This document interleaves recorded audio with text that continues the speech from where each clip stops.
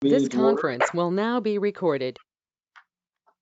Now, this is the Public Information and Education Committee and Special Board meeting for the Board of Directors of West Basin Municipal Water District. It is now 11:01 on November 4th. At this time, I'll call for a roll call, please, to determine the quorum. Yes, President and Chair Williams. We'll begin with our additional committee member, although I do know that he was not planning to be here. So Director Houston. Our alternative is Director Alvarez. Here. And our chair, President Harold Williams. Here. In addition, I believe we have two additional directors, Director Deere. Here. And Director Gray. Here. Thank you very much. Very good, very good. Okay, then we'll move on to item 3 on the agenda, which is public comment. Any public comment? President Williams, we do not have any requests for public comment. How about item number 4, presentations? We have no presentations today. Well, let's move on to the action calendar. And we have no action items today. Okay. Then we'll move on to item 6, information calendar. And I see we have a number of items. We have 1, 2, 3, 4. And I was asked to have item 6B heard first. Happy to do that, President Williams. Okay. For you, 6B under our information calendar is related to water consumption and our per capita water use report. This is a result of direction provided by the West Basin Board of Directors just last week at the monthly board meeting. There was a question related to water use efficiency, conservation. West Basin staff provided a brief overview explaining that West Basin service area has done an excellent job of conserving water. Water use efficiency is of the utmost importance within the service area. And I think based off of the request from the Board of Directors, we went ahead and put together this memo as well as a brief presentation to outline the success story of West Basin since 2000 up until the present, and talk a little bit about what more we can do. So with that, I have our water policy analyst, Matt Bay, here for this item. Thank you, EJ, and Chair Williams, members of the board and committee. I will be talking to you a little bit more about water use, GPCD, per capita water use for West Basin. The presentation starts on packet page 5 if you would like to follow along. So in today's presentation, I want to provide you with just some historical perspective on where water use has been over the last 20 or so years, where we currently find ourselves. Matt, I apologize. The item begins on packet page 12. Oh, I'm sorry. For those that are following, the presentation that you see before you begins on packet page 16. Oh, okay. Thank you, EJ. And then take a look at where we're headed based on all the future regulations that are coming our way with the drought and all the other factors that kind of play into it. So we could move to the next slide, please. Thank you. So there's kind of a lot going on in this slide here, as you can see, but so I want to kind of take it piece by piece. So the first thing I want to look at is our potable water use over the last 20 years. That's the blue line or mountain, I guess that you could call it. It gets smaller and smaller as you move from left to right. And the timeline of the analysis that we're looking at here is over the last 20 years. If we took it even further back to 1990, that would have included even more investments and efforts by West Basin and our retailers to save water through water use efficiency, through conservation. Our recycled water program was starting up in the mid-90s. So you would even see more of a drop off from that. But I wanted to focus it on kind of the last 20 years here. So as you can see, in the year 2000, our total potable water use for retail agencies. So this includes mostly groundwater and imported water, makes the vast majority of that, with a little bit of desalted water, but not much there. Mostly it's groundwater, imported water. As you can see, we're at about 170,000 acre feet in the year 2000. Over the next 6 to 7 years, a little bit of peaks and valleys there, but mostly flat for the most part. The first big change that occurred was 2 droughts ago now. So that was the drought of 2007 to 2009. As you can see there, over about a 3-year period, water use dropped significantly between 2007 and 2010, to the tune of about 20,000 acre feet, taking it down from about 160,000 per year down to about 140,000 per year. Obviously, that was due just to the amazing job that West Basin, its retail agencies, all the customers in the service area did. That was a time when a lot of water agencies were really starting to increase their outreach efforts, increase their water conservation programs. You know, we started seeing the pictures of the reservoirs with the bathtub rings. I remember that very clearly around that time. And so that's when our customers did a great job of getting down to a lower level of water use so that we could get through that 2-year drought. So then kind of going on from there over the next 3 or 4 years, again, demand was pretty flat. We had some wet years in 2010 and 2011, if my memory serves correctly. And so that conservation message maybe got a little bit lost on people during those 4 years. But soon after, as you see there in the second drought, the most recent drought of 2012 to 2016, about halfway through that, in 2014 and 2015 is when it was actually implemented. Then Governor Brown instituted mandatory water use reductions throughout the state on urban water suppliers. And it varied from water user to water user. Some had 12% that they had to do, some had 24% that they had to do. It was kind of all over the place. But that really kind of kicked off the second major drop in water use in our service area. And this one was really over a 2-year period, which is pretty remarkable. In just a 2-year period, we were able to reduce an additional 20,000 acre feet. And then since then, again, water use has remained relatively flat for the last 4 or 5 years. Overall, over the last 20 years, we're talking about a 50,000 acre foot decrease in water use. I didn't have a chance to kind of match that to some of our water users, but you can bet that it's a huge part of our water use. And so that's a decrease of about 30%.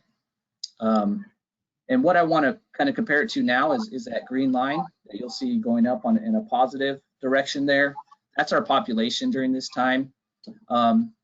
As you know, our service area is relatively built out, so not a whole lot of increase in population, but certainly, there was a 42,000 roughly increase in residents during the last 20 years.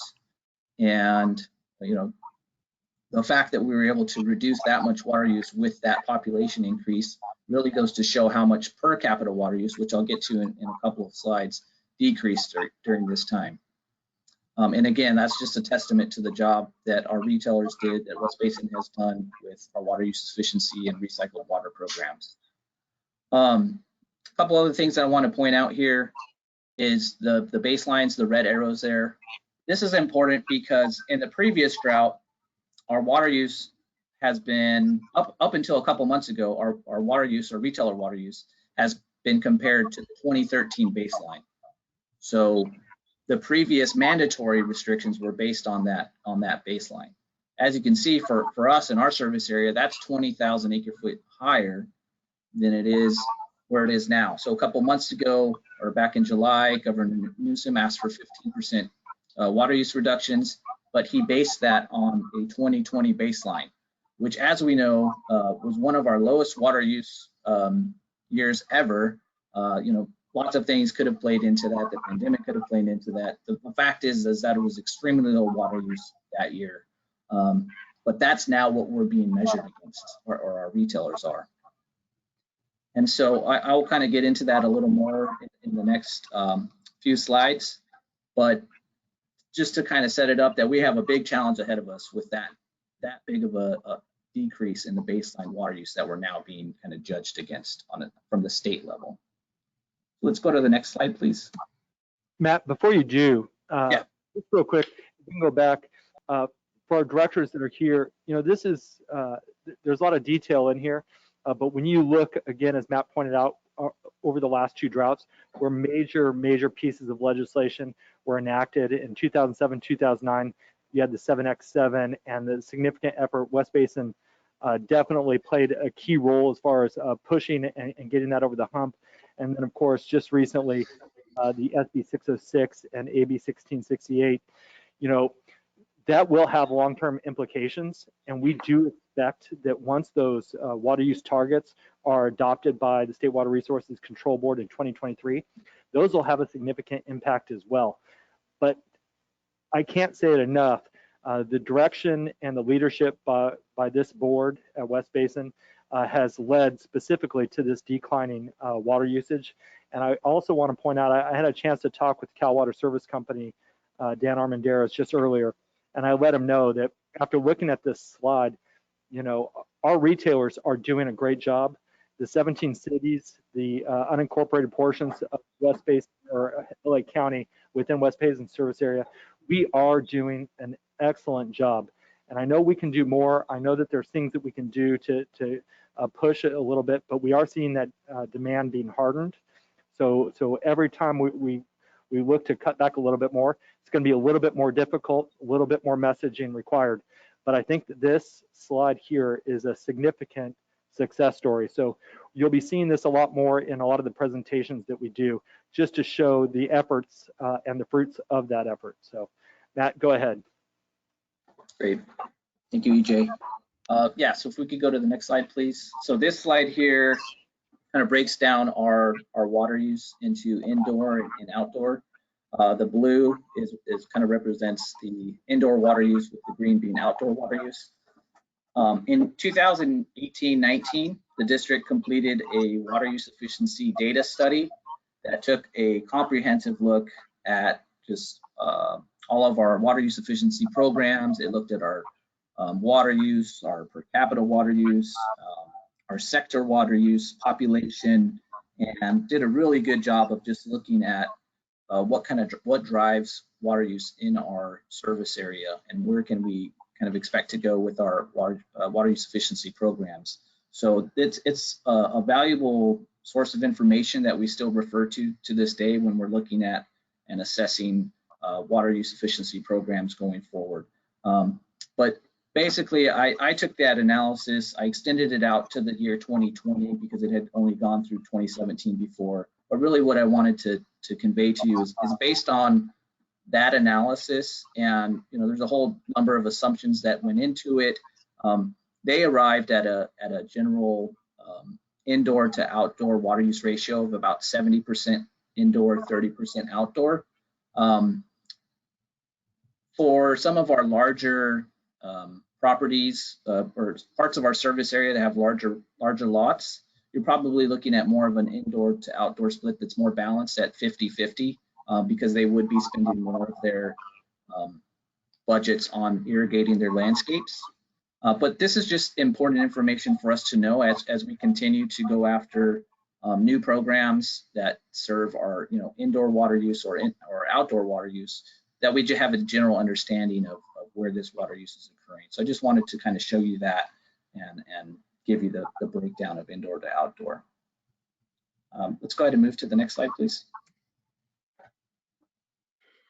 So if you take the increase in population that we saw on the first slide, the decrease in water use, you come up with this line here that shows a general, big downward trend in our per capita potable water use. And so as you can see here, again, back in 2020, we're at about 180 GPCD. So over the last 20 years, we've been able to reduce that by about 33% to where we are today at about 120 per capita. And that's an aggregate of across our entire service area. So, we have about 12 different smaller service areas that are served by our different retail agencies. So the GPCDs vary from customer to customer, but overall, we're at an extremely low level here at about 120 GPCD. So again, it tells a similar story to the total water use. But GPCD is something that's important to the state. It's been important to the legislation that's been introduced. So it's something that we definitely want to keep an eye on now and going forward. Let's, next slide, please. Can I ask a question? Yes. This is Doug. May I ask a question? Yes, you can. Go ahead. How does our per capita water usage compare with other districts, or can you make comparisons? Yeah, so we definitely can make comparisons, and it's something that the state does, and I will get to a slide where I'll kind of show how we stack up to Southern California and the statewide as a whole in terms of residential GPCD. So that's something that I will touch on, but I can say that we compare very favorably.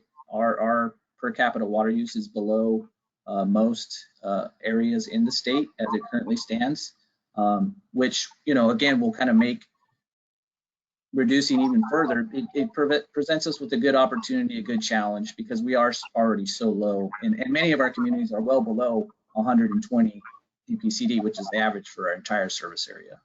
But I will show you some figures that kind of gets into that a little bit more directly. And Matt, if you don't mind me adding, a lot of times GPCD can be reflective of land use. When you look at large open space like the Palos Verdes Peninsula and maybe the Malibu Topanga area, you'll have higher GPCDs as opposed to inner city such as West Hollywood or even Manhattan Beach and Hermosa Beach, where you have large density. So what's impressive about West Basin is we represent 17 cities and unincorporated portions of LA County, which means we have extremely diverse land use policies.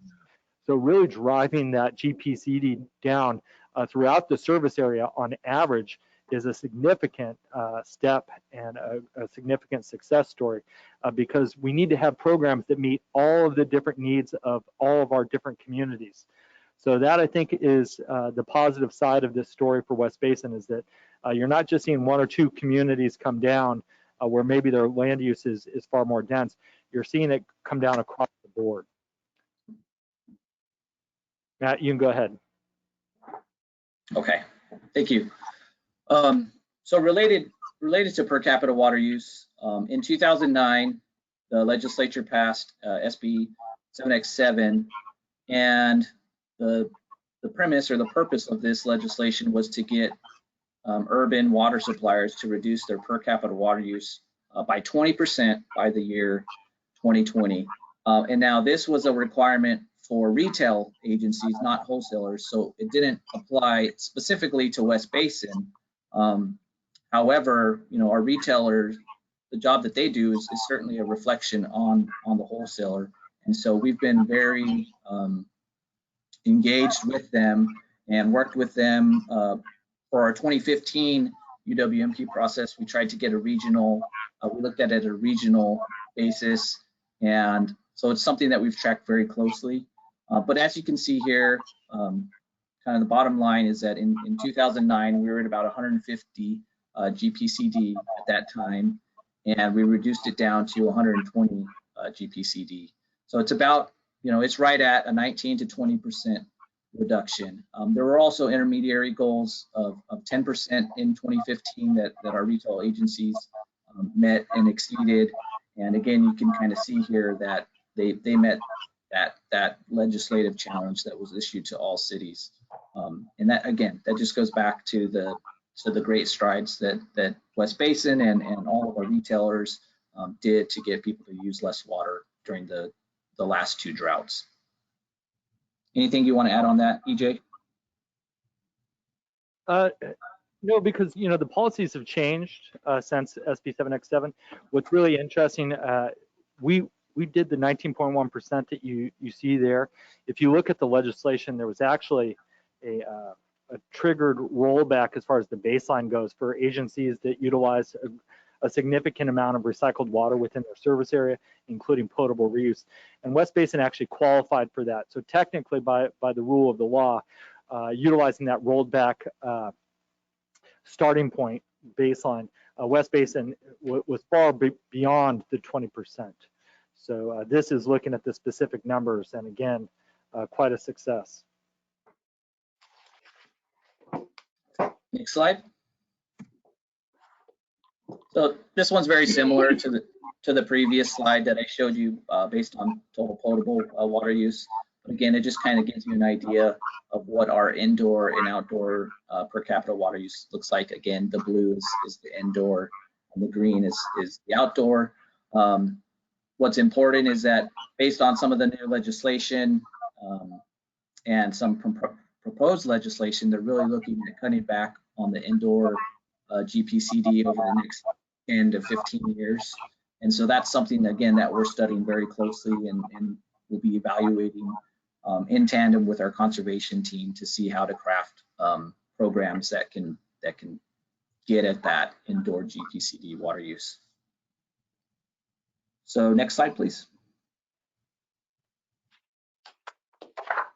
Okay, so here's kind of where we are today. As we all know by now, in July, the governor issued a call to all Californians to reduce their water use by 15%.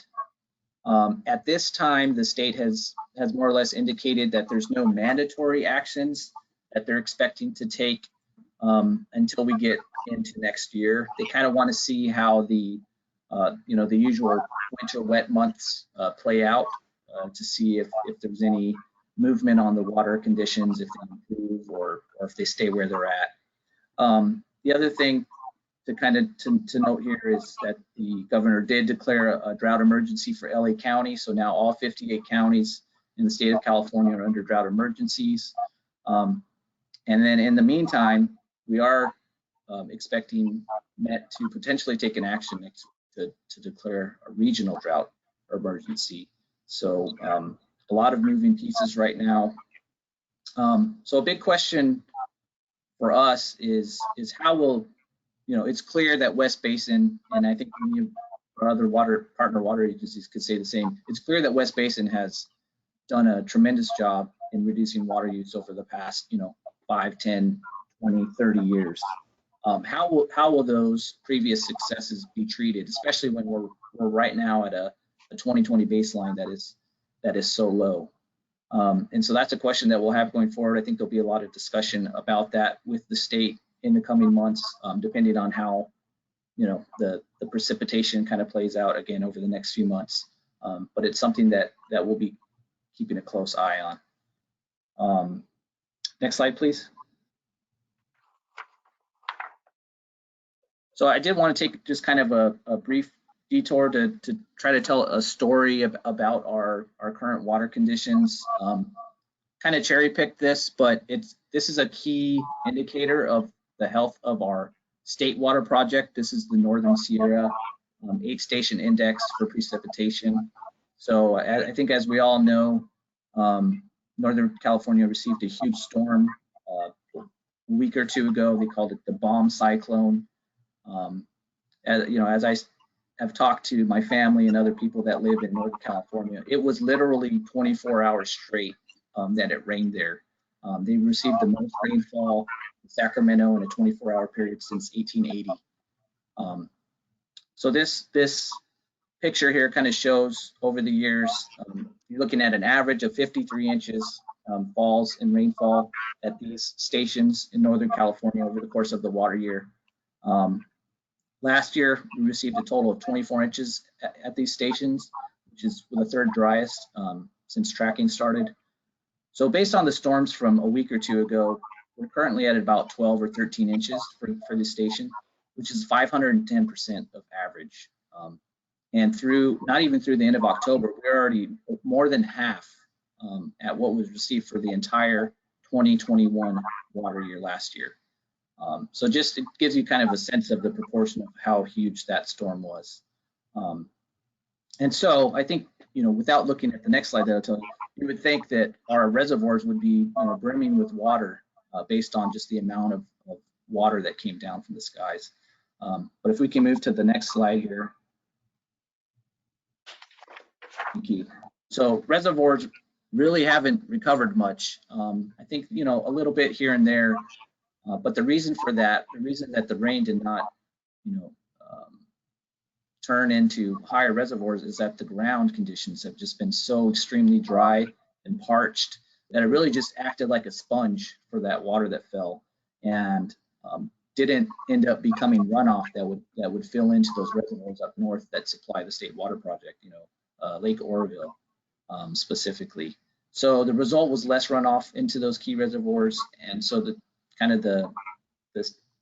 picture that's coming out of it is more storms are going to be needed to continue chipping away at these, at these historic drought conditions that we find ourselves in. But we don't know if more storms are going to come. We could have a bone dry November, December, January, which are really the critical months to determine how the next water year looks. And so that makes what we do now, the actions that we take now with our water use efficiency programs, with our drought outreach, it makes those things even more important and critical. Next slide, please. So the other piece of it is that for the last about 6 years, urban water suppliers have been reporting their water use, sometimes on a voluntary basis, but it's been mandatory for the last year or so. And so as you can see here, there's 3 separate tables. There's our water use in July 2021, August, and then kind of combined of those 2 months. And I included 2 columns here, how 2021 compares to 2020. That's in the far right column of each of those tables. And then how it compares to 2013, that previous baseline that I talked about before. And I wanted to bring that up just because you can easily see just the stark difference in how those results compare. And on one hand, we obviously have a long way to go with how the numbers are compared to 2020. But at the same time, the story should be that we've done an incredible job of reducing our water use and sustaining that throughout the years, despite multiple dry year periods. And so where we stand today after the first couple of months, again, compared to 2013, we would be about 16% below that baseline. Compared to 2020, we're at about 3%. As you know, El Segundo has been impacted by the Hyperion shutdown. They've had to take more imported water to serve the refineries and the seawater barriers. And as a result of that, their numbers were extremely inflated compared to what they would normally be. And so if you did remove El Segundo from the equation, because it's a bit of an outlier, you would actually get results that were about 5% less than 2020, that 2021 is. And just to give you a comparison of how that compares to the rest of the state in Southern California. So the state of California is about, I believe, 4 to 5% below 2020 so far. But you have a lot of Northern California agencies that are in much more dire straits. And so they've been forced to do drastic measures already, whereas Southern California really hasn't had to do that yet. And so comparing it to Southern California, kind of our partner agencies, we're at about 2% below 2020. So if you look at it from that perspective, West Basin's retailer agencies are again meeting the call. They're doing better than a lot of other areas in Southern California. But again, it remains that there's a lot more that can and should be done. Next slide, please. Thank you. And so this kind of gets to Director Deere's question. This is residential GPCD. So this excludes any water use in our CII sectors. It really just looks at, what does residential use look like? So as you can see here, we have our retail agencies all kind of displayed at the top there. It kind of gives you an idea of the range of GPCDs that we have throughout our service area. But then we have a cumulative total there in the orange color for West Basin. So back in 2014, we were at about 115 residential GPCD, got down to as low as 91 a little bit of a bump up rebound over the last couple of years, but really we're still below 100 GPCD.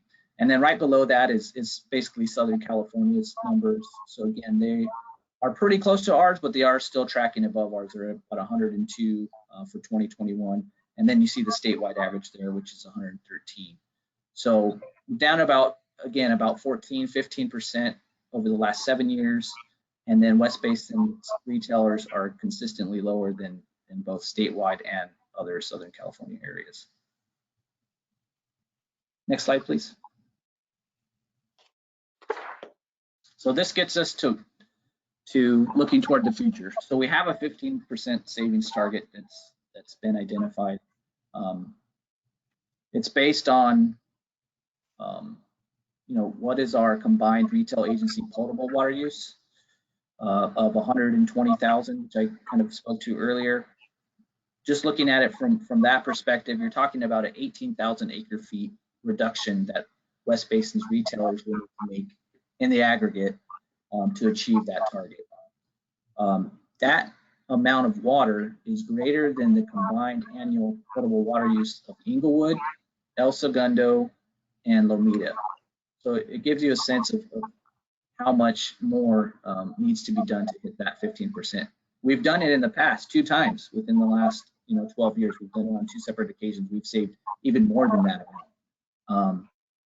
And kind of translating it to an indoor-outdoor water use based on the ratio that I talked about earlier, you're looking at about 12,000 acre-foot indoor and 6,000 acre-foot outdoor. However, we believe, and a lot of water agencies feel the same, that we have a much better chance of achieving greater outdoor water use savings, because you can get a lot more savings getting people to turn off their sprinklers or to replace their landscapes with drought-tolerant landscapes, which is why we're excited about our grass replacement programs, about the new DAC program that's going to be starting here real soon. We think that gives us our best opportunity to save that water that's needed. And then because 18,000 acre feet, people don't really know what that means, the average person. So if you look at it more on a per person basis, again, we're talking about an average of 18 gallons per person per day. However, that is going to be different for each community. As you saw, some of our communities have higher kind of baselines, so they would be expected to do more, whereas other communities have lower baselines, so they would, we wouldn't expect them to do quite as much. But again, as an average for our total service area, we're talking about 20 gallons per person per day. And so our job really is going to be, and what we're planning to do, is to tailor our messaging and our outreach program, our drought outreach, and our water use efficiency programs to each of our retailers, taking into account their unique makeups. What sectors do they have in their service areas? Where's the water use occurring? And so that is the plan that we have that's going to be executed here very soon, to start reaching out to each of these communities and get them to use less water in those areas where we see opportunities to do so. EJ, I didn't know if you wanted to jump in there, that one.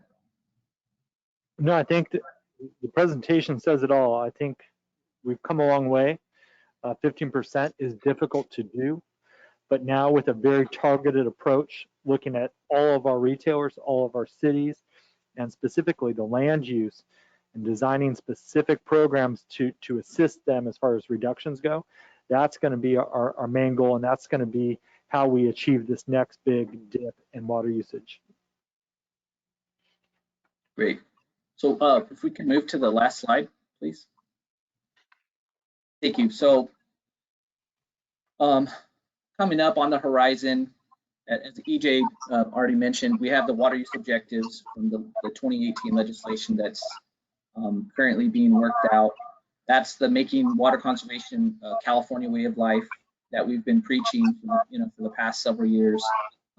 That's going to give us the guidelines that our retailers are going to have for how to continue to implement efficient water use in their communities.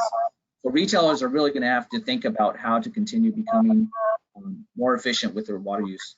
One of the things that West Basin is currently doing is we're working on demand and supply modeling.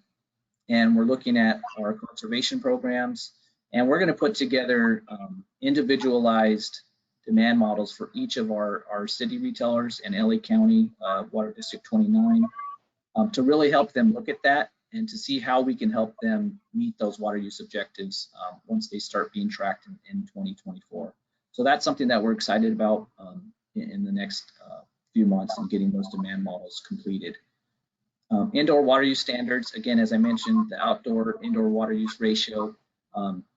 Water use standards as part of the above legislation is expected to go down to 50 GPCD by the year 2030. There was proposed legislation this last year that would have taken it even further. It's now a 2-year bill, so it still could come back, but it just tells us that the state legislature is looking at indoor water use and could impose, more restrictive standards on water suppliers in the future. The other thing that EJ mentioned is demand hardening. That's just, the fact that we've done so well, our region has done so well over the last 20, 25 years.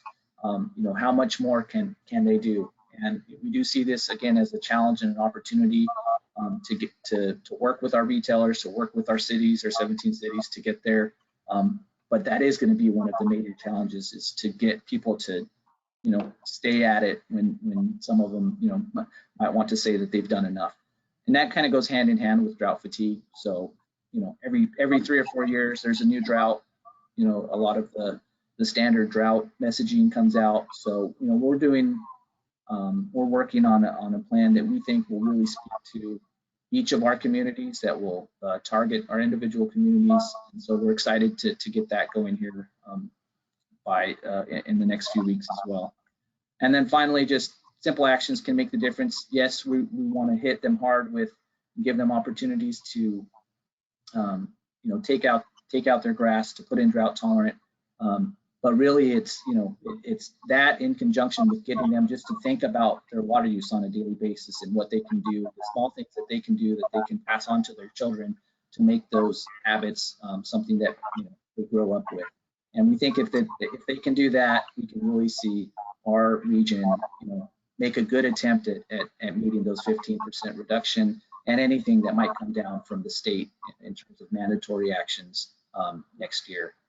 So I think later this month, staff will be asking the board to consider to look at our water shortage contingency plan and possibly taking further action related to that. We'll see what Metropolitan does next week with their drought emergency. So there's a lot of things that we have coming up, but we feel excited about the challenge and the opportunity to get our region to work with our retailers to help achieve that conservation standard that the state is looking at us to do. So I'll stop it there and allow for any questions or if the general manager wants to add anything else. Nothing to add, Matt. That was a great presentation. Great deal of excellent information in here. Again, I think it shows a complete story of the direction the board charted back in 2000 to really hit hard on water use efficiency. You can see the success of West Basin's water recycling program, and you can see where we are today, which, without those past efforts, we'd be a long way back as far as our water demand and water usage. So thank you for the presentation, Matt. And of course, to members of the committee and board, we are happy to answer any questions. Well, thank you very much. It was very, very good and very informative. And I'm just reminded of prior to the COVID shutdown, we used to be out in the community at various community events, really showcasing what we've done and how water reliability and water use efficiency, how important that is. And I know for many of my presentations, I started them off with that greeting of what water conservation and water use efficiency is all about, and encouraging folks to at that level, not just organizations but individuals, to chime in. So I'm looking forward to getting back out there And I know that when we stopped the, I guess you can say promoting ocean water desalination, we kind of shut down a lot of the things that we were doing that were very important. And people kind of forgot about what we do, and now they're kind of confused. I'm looking forward to straightening that out as we've entered into 2020. So anyone else? I know Director Alvarez has some comments he'd like to make. Thank you, Chairman Williams. Just want to highlight a couple of things from the presentation. Going back to the slide on page 25, we've went into our stage 1 alert in our water conservation program, and we've achieved very little overall water conservation, down to 3%, even though statewide the governor's asked for 15% reduction. So a lot of the information that was presented here is very useful to really target future efforts in trying to get us to reduce that conservation. The other thing I'd like to point out is that the residential or in-home per capita consumption is an area that needs a lot of work, but it's a couple of things are of interest. If you look at this slide on page 26, some of the lowest in-home conservation is in some of the more disadvantaged communities. If you're looking at Hawthorne, Inglewood, the southwest area served by Golden State, those tend to be the areas in our service area that are disadvantaged communities, and they're doing the best job internally. So I think we need to message a lot more in the more well-to-do communities. I mean, across the board, it's important, but in the well-to-do communities, it seems that people think they're conserving a lot of water, but when you look at their in-home consumptions, it's not quite there. And kind of stepping back and looking at the bigger picture, Metropolitan Water District looks like it's going to have to be reliant on the Colorado River and stored water for the primary water supply this coming year, assuming we don't have some kind of a great deluge of water in Northern California that fills up all the reservoirs. And they're making arrangements and have made arrangements already to shift all of their deliveries to the Colorado River sources. That puts even more of a burden on them, and I think they're going to be looking at increasing their overall drought programs. And I think one of the things we should anticipate, and I believe the staff mentioned that in the presentation, is we may have to be going into a stage 2 alert.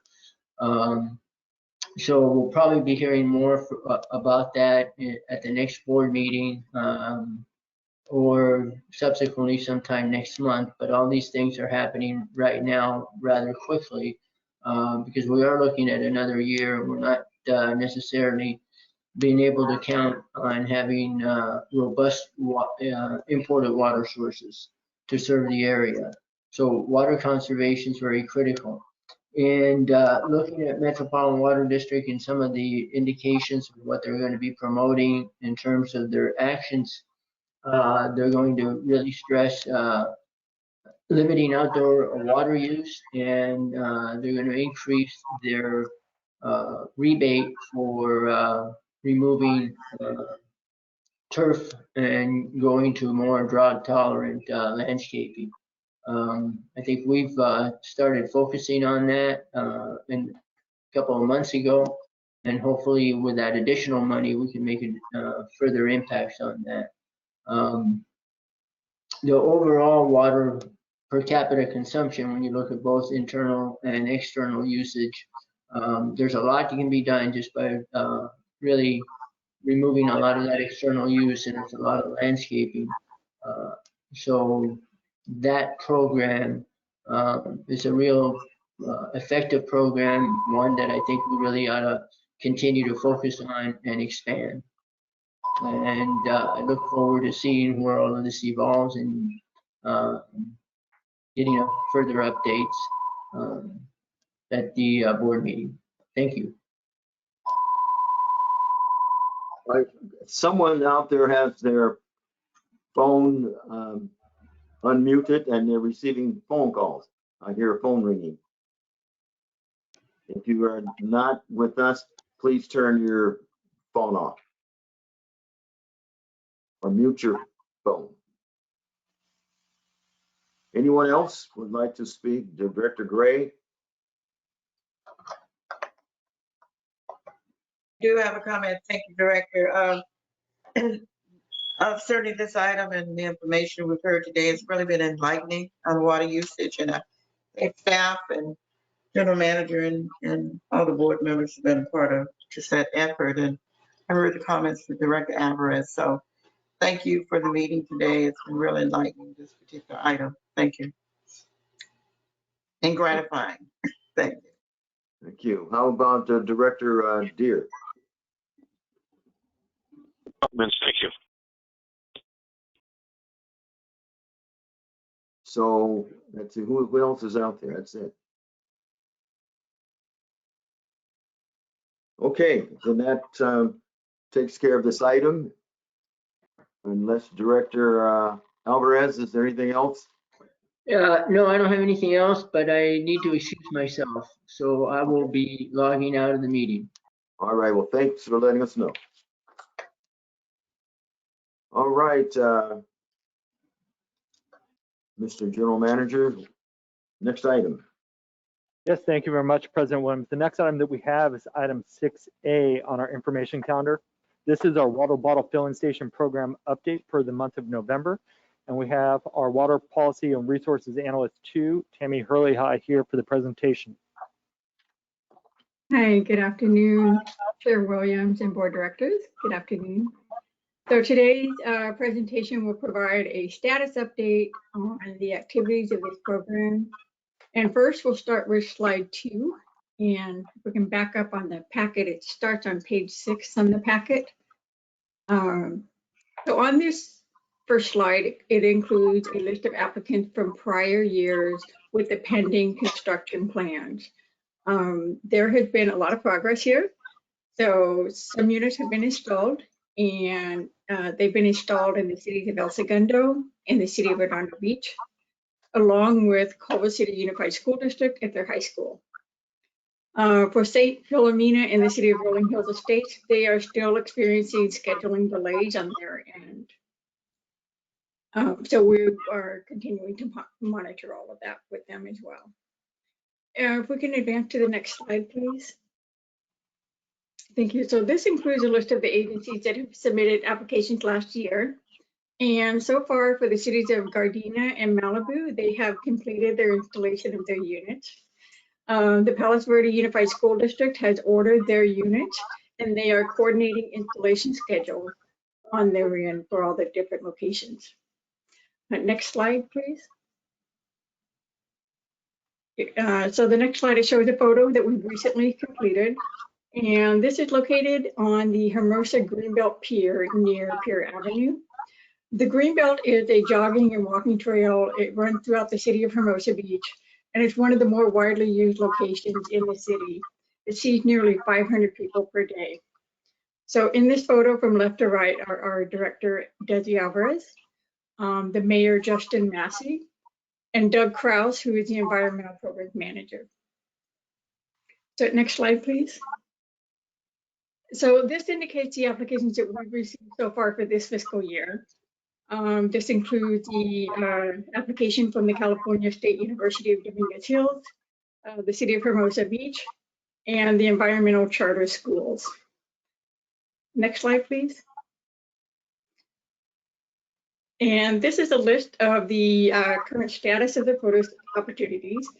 There are 3 that are pending, and we have confirmed the other 3. We've just completed them all this week.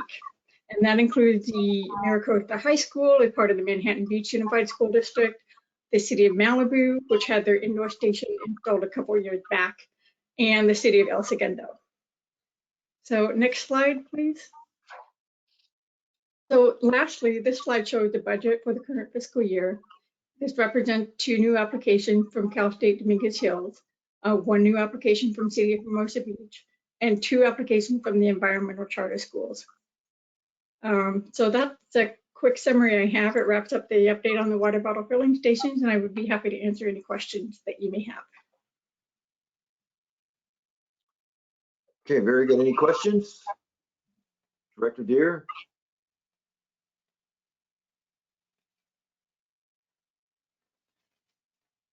No, thank you. Director Gray? No, thank you. Okay, none for me. Thank you very much. President Williams, if you don't mind, I did want to just touch on this item very briefly. I did want to say thank you very much to Tammy, as well as our PI department and our admin team, as far as coordinating those photographs and the pictures that you see in the PowerPoint. That is a huge aspect of this program, as far as promoting it and really getting it on our social media, and living in the community and kind of making the rounds throughout all 17 cities. It is amazing to see all of the water bottle filling stations and the West Basin logo as you walk through parks, as you walk through libraries, and see them at schools.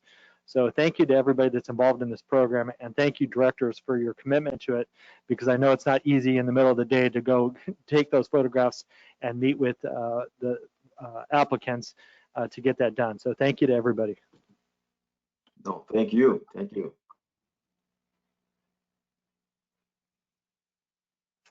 So President Williams, the next item that we have under our information calendar is item 6C, and that is our monthly communications update. We do have Amy Rocha here, our manager of communications, for this presentation. Thanks, EJ. Good morning, board and committee members. So I have a brief update, a lot of work in progress, but and also presentations coming up that will give more detail. But this presentation will highlight some items from the month of October. And I'll go ahead and skip ahead to packet page 31. So just our snapshot of media coverage. Every item is water harvest. And so that was some of our event calendar listings and out and about type of listings. We do have a detailed update for December planned with some analysis of our festival, where people were hearing about things, participation, educator feedback, all kinds of stats and data. And that will include an overview of our advertisements that we replaced. So a lot of focus on the festival there.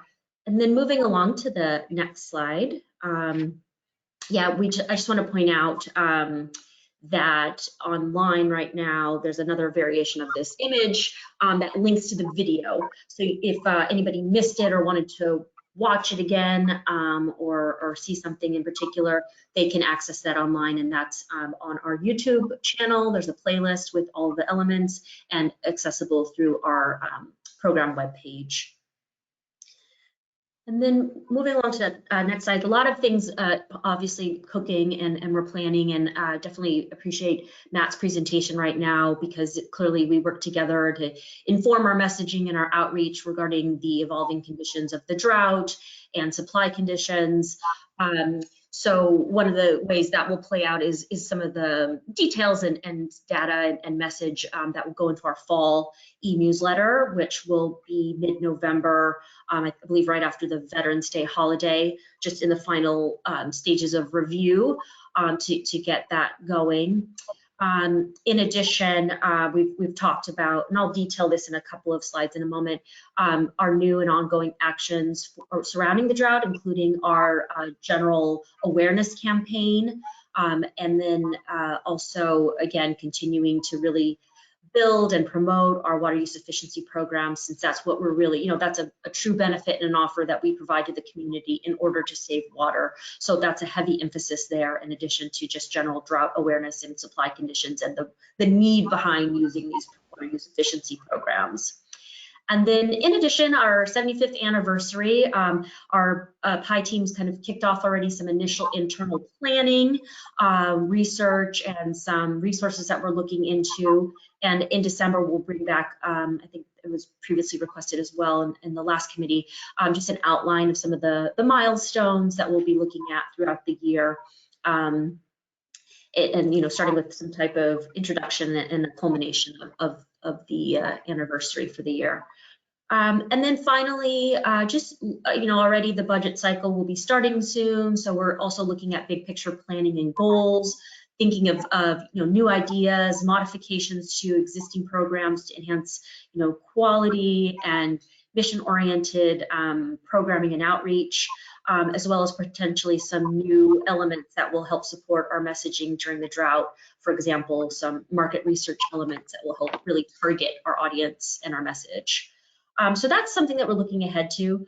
On the next slide, and that's packet page 34, you can just see a preview of our Rain Barrel program that we'll be launching. We're getting all of our content online today and tomorrow, so that when we do a press release on Monday and we outreach to our various audiences to let them know that you can sign up for home delivery or our 2 pickup events, that will be ready to go. You'll also have flyers available to you to hand out if you're out there, as well as the digital version that will be on our website homepage. And I believe, yeah, that's really the main thing there. So we'll be launching that officially on Monday publicly and getting all of our materials online by tomorrow. And then next slide. This is, yeah, continuation. So I'm on packet page 35. Our overarching drought messaging, the supercalifragilistic Save Water, Save California. Right now, we're in the final stages of, getting those graphics in place in the different formats and layouts. We picked a couple of key images, with this one being one.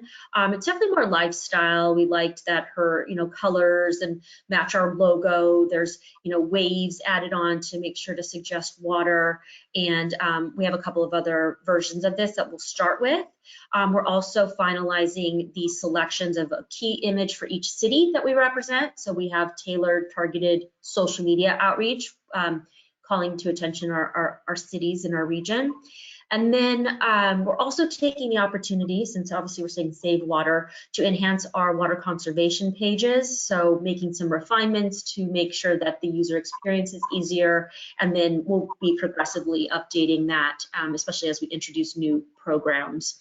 So right now we're looking at a potential announcement in this month, kind of working out some timing of various declarations and whatnot, but we're still full steam ahead with getting this out, because as we heard, there's still quite a bit of work to do to reach that 15% savings target, despite the congratulations that are in order for the work done to date by our residents. So phase 1 this month will definitely be getting all of our own channels up to date. So our social media platforms, our website, our social media campaigns, and as well as, including this as part of our water shortage contingency protocols. And then we'll just modify as things go along. And then looking ahead, we're also planning on a phase 2 element, and that's the actual outreach component. And, on top of some of our correspondence, whether it's through the e-newsletter, dedicated emails and e-blasts to our chambers and cities, offering up opportunities to speak or to provide more detail in addition to what correspondence we're sending, and then as well as some media outreach.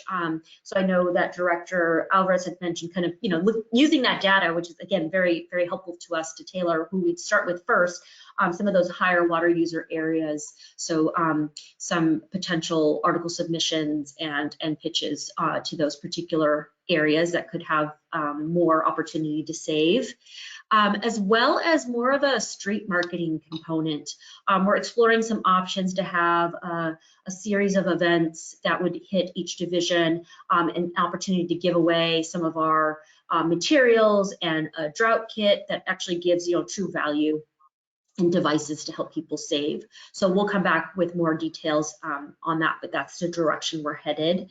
And then finally is we have an annual ad campaign that we plan. Usually it's in the beginning months of the year. So we'll definitely use the drought and this new branded campaign to amplify our message through an annual ad. In addition, I just want to highlight a few drought materials, that we've been developing. So I know we're just rolling out this more branded campaign, but we have been doing a lot of work to have communications and materials available. So as a refresher, I put together some packets for the board members that just includes all of our current water use efficiency program brochures, as well as our template PowerPoint that speaks specifically to the drought. We've used that a lot, you know, when the different directors and staff has gone out into the community. We typically tailor that, you know, based on the audience, whether it's a business audience, a residential audience, a civic group, but it's fundamentally the same key elements. This document also has notes included, but again, we work with you individually when you are going out to the community, but that's a refresher of kind of the narrative that we're telling. It talks about our gallons per capita per day, which we'll revisit again. It's still roughly 20 gallons per day that we need to reduce, but we'll look at it in light of Matt's recent update there. And then in addition, into the packets that you will be receiving, also a 2-pager with just drought condition talking points, and that's just internally for you and for staff. And again, it just, you know, outlines the narrative of, you know, where we're at with conditions, what we're calling, you know, on them to do, as well as highlight some of our opportunities to take advantage of our programs. So that's just an oral review. I think you'll be able, when you receive it in hand, you'll be able to see that all of these materials are available digitally, and they're also throughout the DLD, the headquarters building, as well as the Edward C. Little building. So it's available for the public. We also supply these same brochures and flyers to our outreach.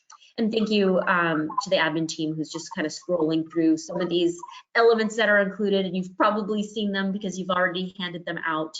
But again, just again, it's a nice little packet to have all that in hand of what is current. And then right now on this screen, you can just see a custom piece we made that highlights some of our our own rebate offerings focused on the outdoor water use, because that's clearly a heavy emphasis. So I'll just move along to talk about some of our new program launches as well. Working very closely with the Water Use Efficiency Programs Manager to launch our new DAC program. So we're calling it the Grass Replacement Plus, because in addition to the rebate, you get a custom landscape design, a free tree, and also a bigger rebate at $5. So we are in the process of designing a logo. We have a really great GIS map that has different layers of divisions, retailers, zip codes, census tract, DAC data that we'll be using to target our efforts. And we have the basic language and list of the materials types that we want to pursue. So we just have to kind of plug it all together, get our audience really well defined, and then depending the logistics that Jennifer will report on and some retailer cooperation, we'll be working together to announce this program when we have all the elements in place. But that is definitely in progress, and we're excited about this one. And then lastly, just a quick recap of our social media highlights. So if you could skip ahead to slide 38. Yeah. You'll see here, we continue to, expand and work with our chambers, or expand our interactions with our chambers and our school districts and our cities through social media. So you can see Culver City Unified School District shared our Water Harvest Festival posting. The Lomita Chamber, we co-branded something to talk about available rebates, as well as, Inglewood Unified sharing that. So that's in an effort to kind of up our correspondence with our chambers and school districts. Twitter, the next slide, you'll see just highlighting California Water Week back in early October. We decided to talk and retweet Director Gray's, as Met Chair, she posted something in the Sentinel, so we just pulled a quote from that to highlight diversity and inclusion elements. And then the next slide is water bottle filling station. So Tammy just gave a great report, and she's been doing a fantastic job of lining up all these opportunities, and we've been spacing them out on our social media, so we have a little bit of variety and balance before we just do one after the other of these posts. But it's great. We have El Segundo, Malibu, and Manhattan Beach photos recently posted or to be posted in the next few days.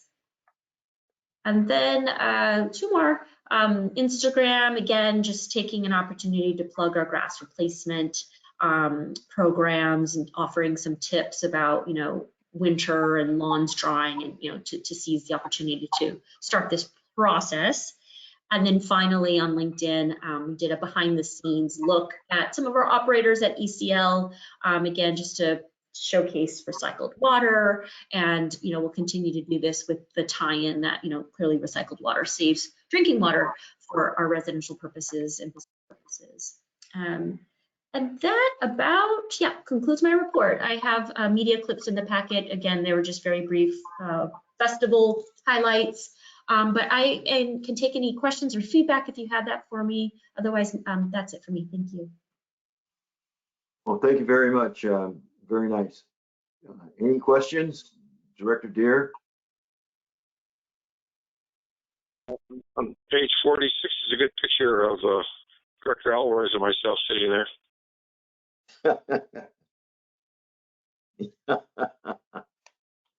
Yeah, you should post this. Anything else? Getting guys on board. Director Gray? Oh, thank you. Thank you, President. Thanks. So who else? It's me. Hey, I'm looking so forward to the coming year.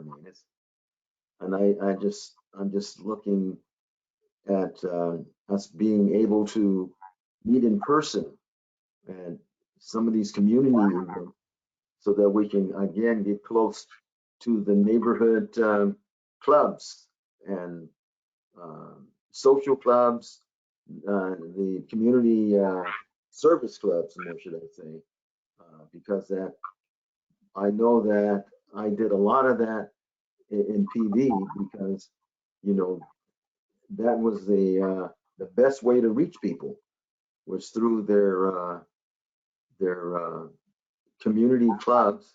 So we went to a lot of breakfasts and luncheons with the VA of Palos Verdes and then some people here in Carson.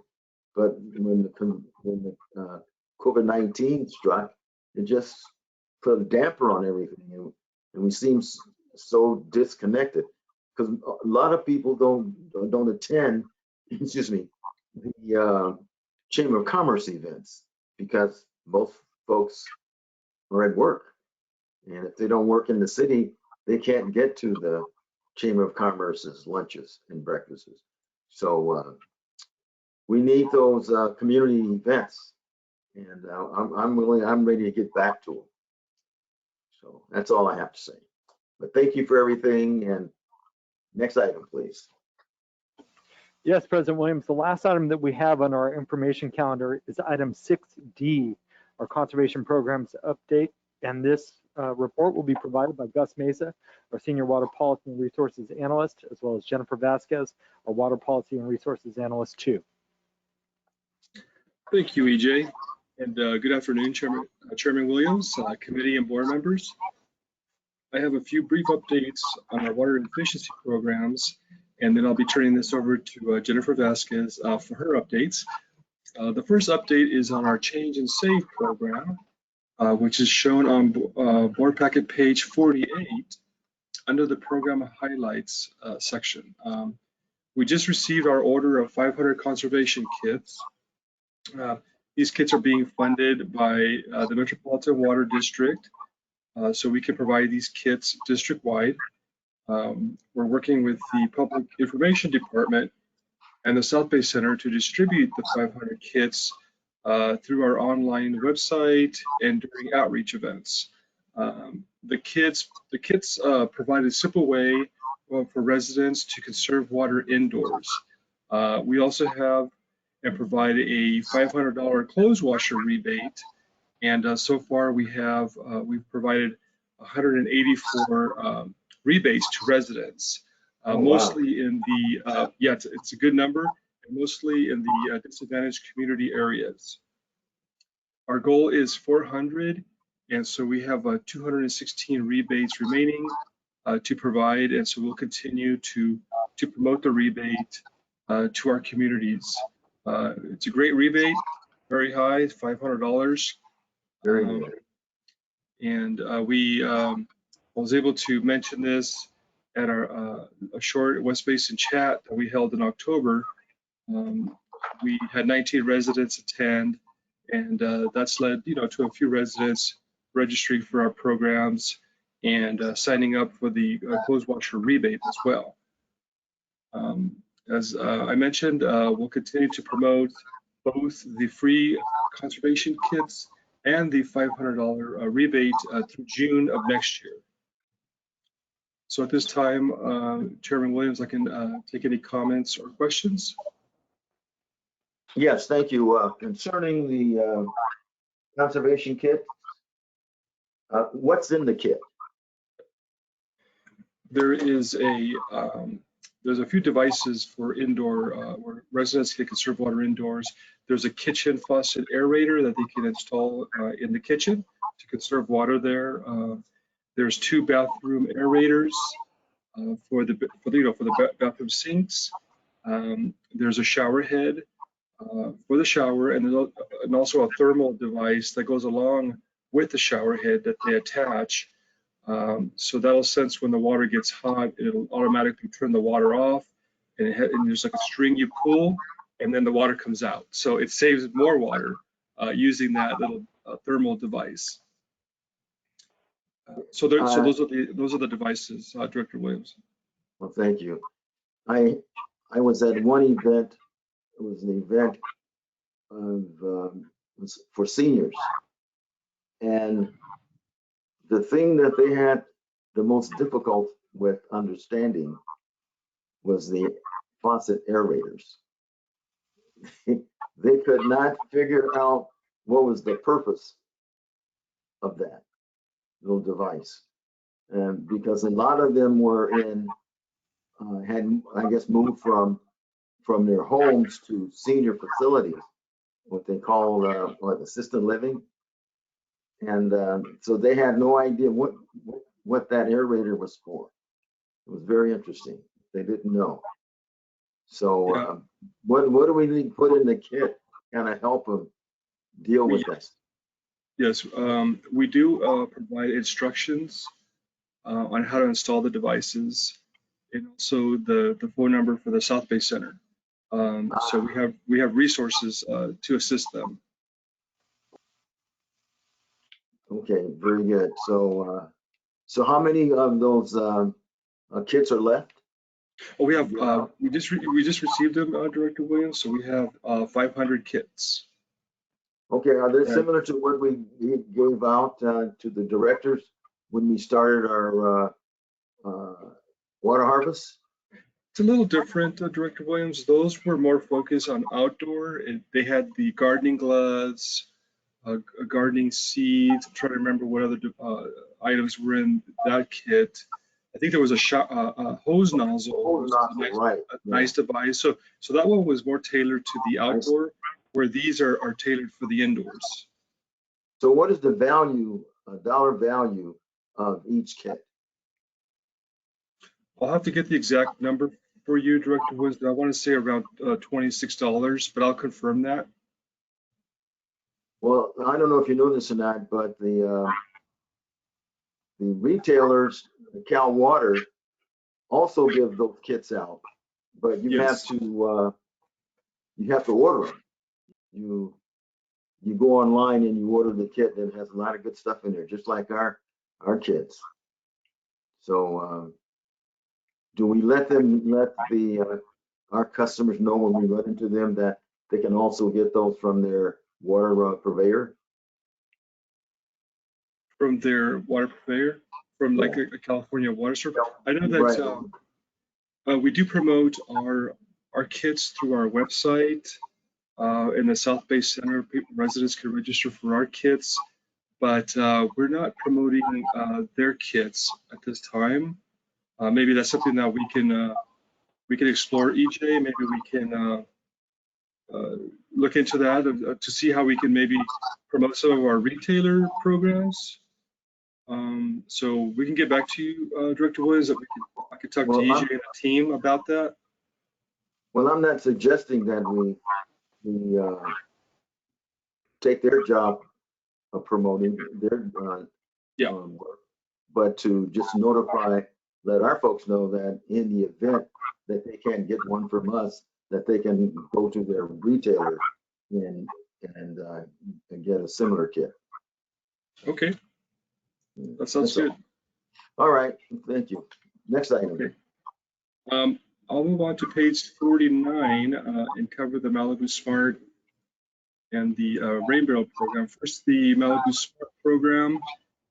We continue to promote the free smart sprinkler controllers and free installations with our partners, the City of Malibu and LA County Waterworks District 29.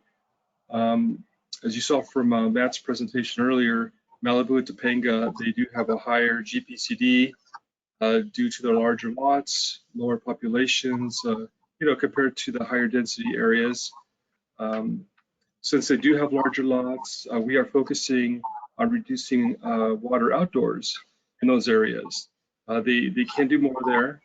So we just recently launched a free smart controller and free installation program, and we received over 91 interested residents, which is a really high number of interest. And so far we've received 24 applications, and we've installed 17 of these smart timers for 10 customers in the Malibu and Topanga area. So we are also conserving water in those areas with these devices. And these are being paid for by from a grant from the DWR.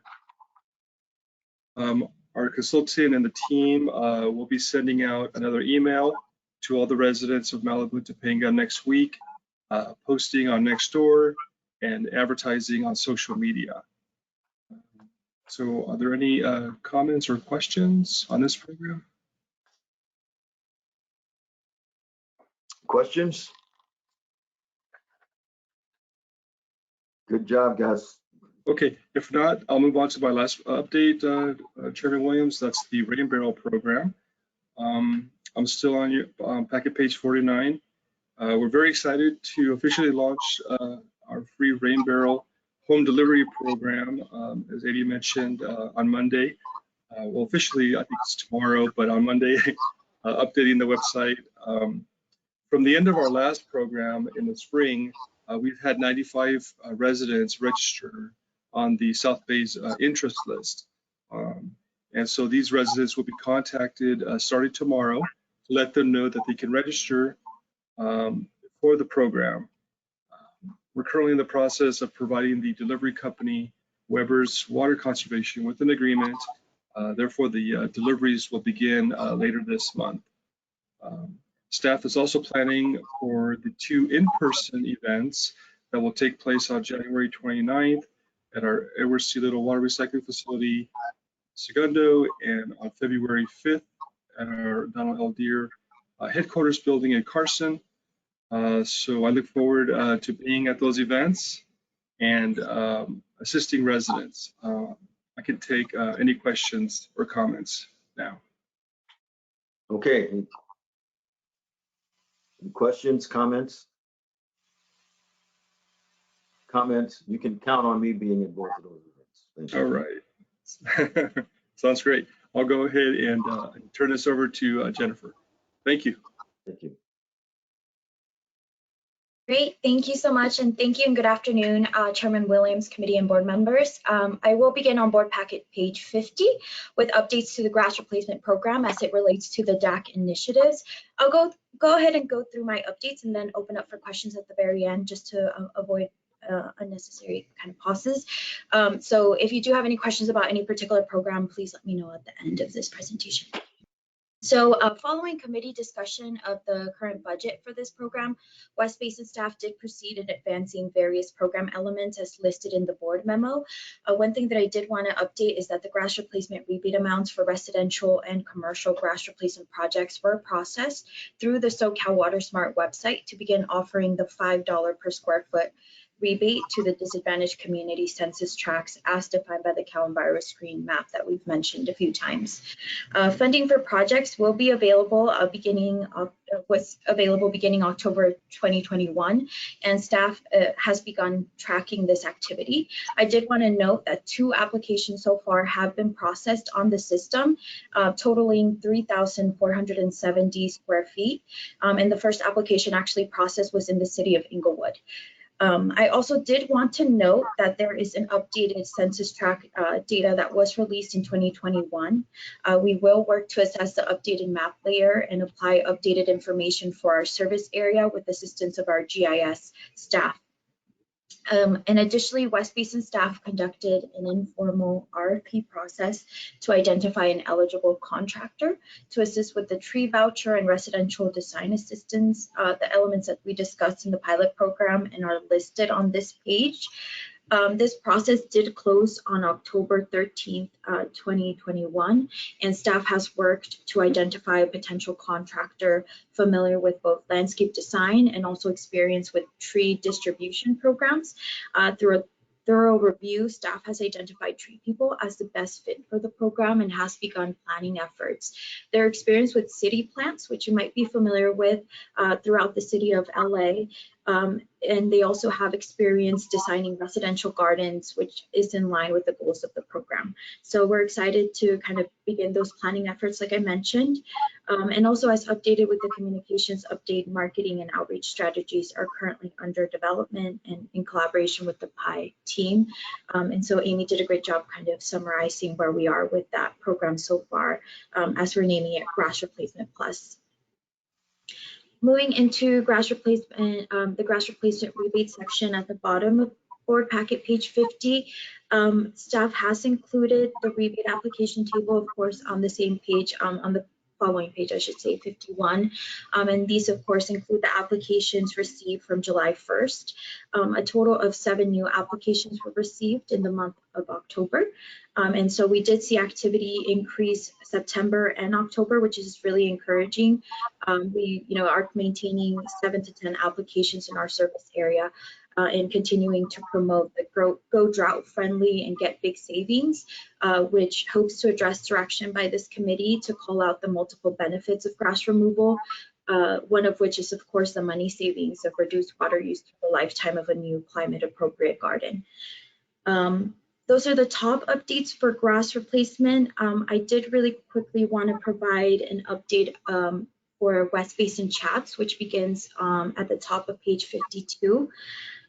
As mentioned at a previous meeting, we did identify that residents may have a lot of questions on the application process for our various programs and really wanted to connect with them to address their questions or concerns that they have.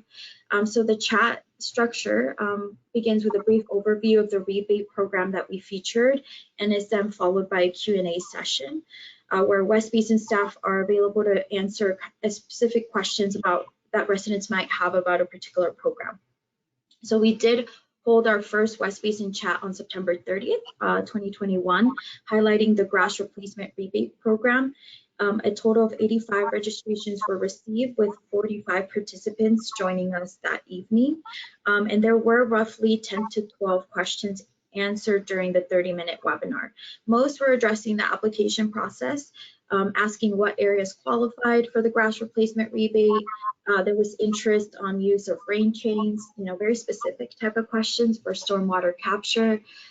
It also generated email questions after the event with residents beginning the planning stages of their project, which is also always encouraging to hear someone that's beginning to think about a grass replacement application, which then of course will lead into a direct application on the SoCal WaterSmart website.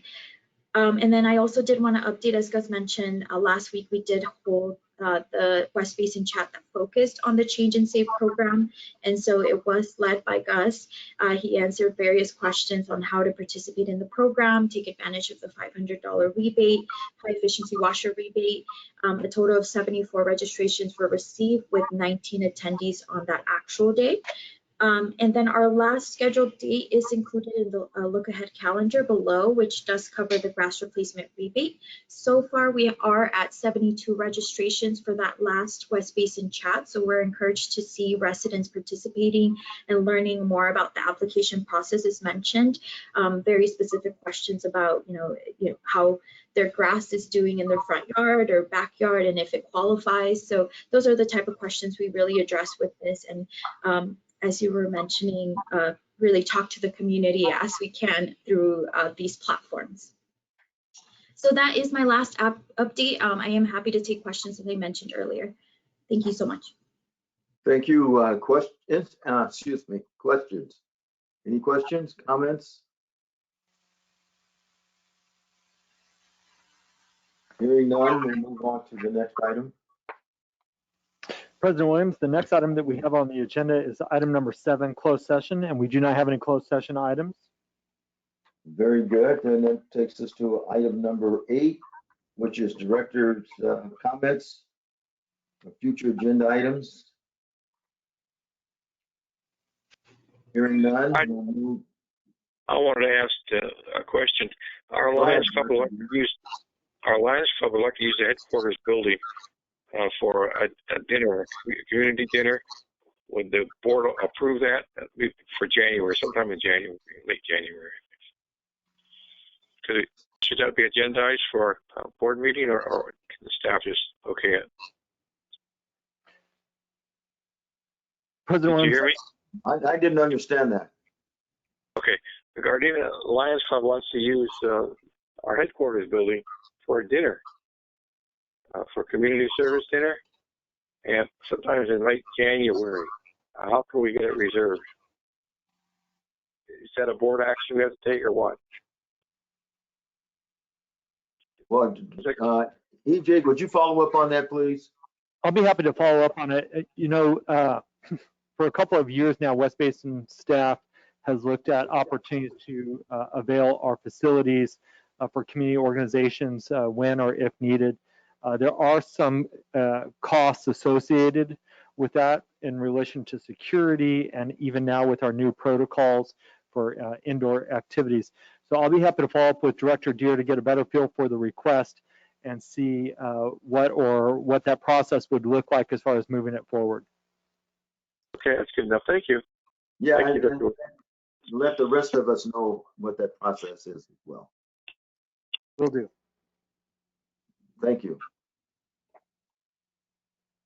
Okay, that takes us to item number 9, adjournment. Any objections? Then we are adjourned. Thank you. Thank you very much, Chairman Williams and members of the board.